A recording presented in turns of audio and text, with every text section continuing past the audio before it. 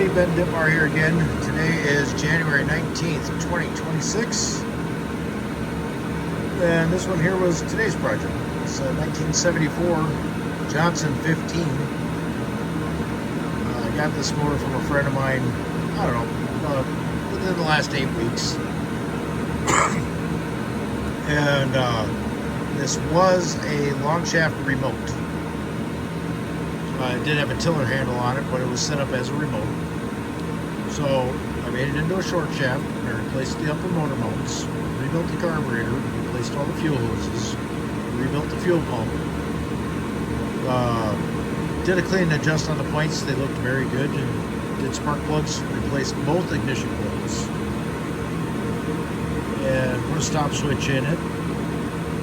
And that's about it so far. So anyway, it seems to have turned out pretty good. I had to build a new wiring harness for the electric start. So I'll do a little show on this one. Now, the way this motor looked, it looked like it had been sitting for a very, very long time. I didn't get any history with it. It looked like it had been sitting for probably 30 years at least. Over here.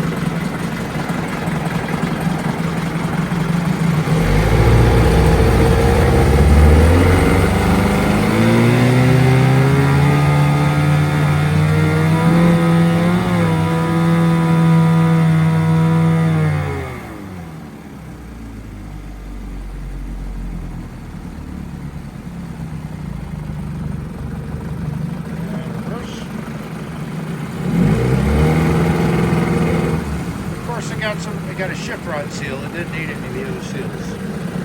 And back and forward.